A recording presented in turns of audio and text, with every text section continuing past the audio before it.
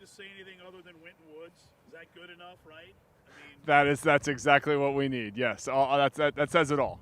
how big of a game? I mean, obviously, everything, you guys have won 21 straight regular season games. They've won 15 straight overall. You can't – you're lying if you say this isn't for the ECC championship. But how do you keep your kids from getting caught up in all that? Well, that's certainly are on our agenda this week. I mean, we've been talking a lot about just enjoying this ride and enjoying what we have here. I mean, this is a huge game in the city, and we all know that Winton Woods is a great football team, and Chad's doing a great job over there, and it's just exciting to be able to be in this position, to be able to play them and at home in a big game, and that's really fun for our guys, and I don't want them to lose the excitement of that, getting all worked up about how the importance of the game. It's football. It's a beautiful sport. It's going to be a beautiful Friday night, and we're excited to have a chance at a team like Winton Woods. So last year you guys got them by 1 in the regular season. They came back and beat you 31-21 in the postseason. A lot of guys are gone on their end, especially from those games. Do you take anything away from those two games, or is this just a different year, two different teams?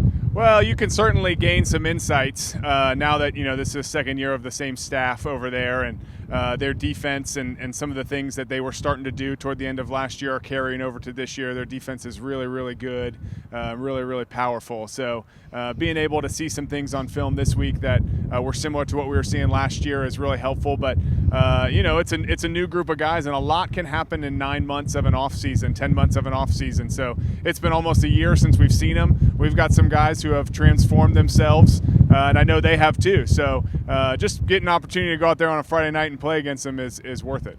Now, you guys throw it more than they do, but they've got more of a passing offense this year than they did last year with Van George.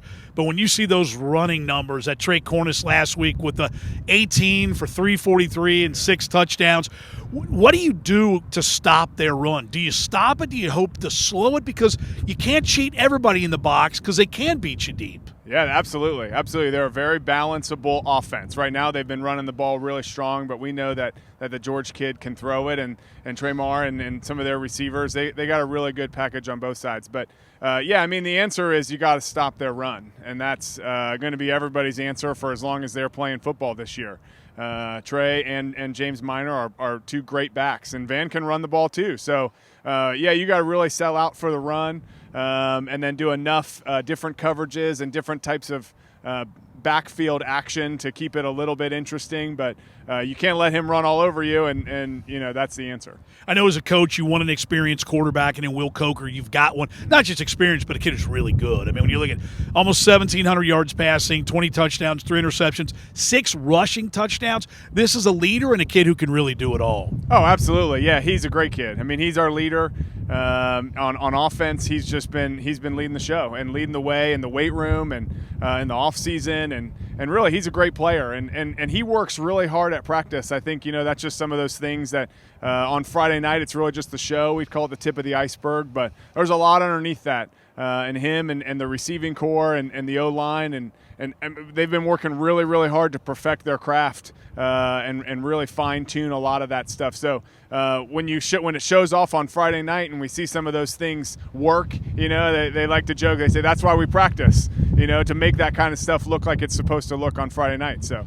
You say Masari, some say Masari, right? But however you pronounce his name, 11 TDs, and you've got 3 receivers with 20 or more catches, so you can throw it around to a number of different guys. Mm-hmm. Yeah, Coach Saban does a great job. Coach Fisher, really dynamic in the pass game offense.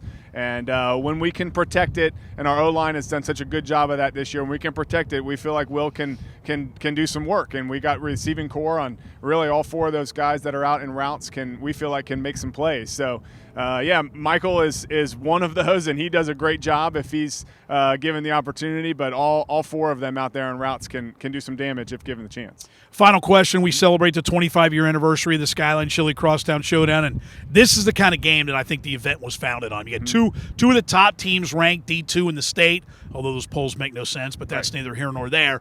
But, and you said it earlier, you kind of want your kids to enjoy the moment, right? Like this is when you look up and the place is packed and everybody's going crazy on what looks like a beautiful Friday night. This is what high school football is all about. Absolutely. Absolutely it is.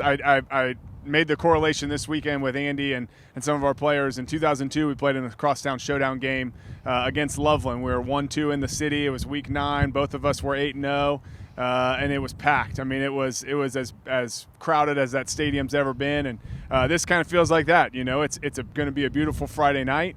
It's two really good football teams who are both fighting for the league, fighting for their statement in the city, in the state, in Division II football, and that's exciting. And I'd hate for anybody on either team to lose sight of the joy that this can be, and this is why football is what it is and what it can do for a community. And God, our kids are blessed. Our coaches, we're just so excited to be able to go out there and do this. And against a team like Winton Woods and their pedigree and their coaching staff is really exciting.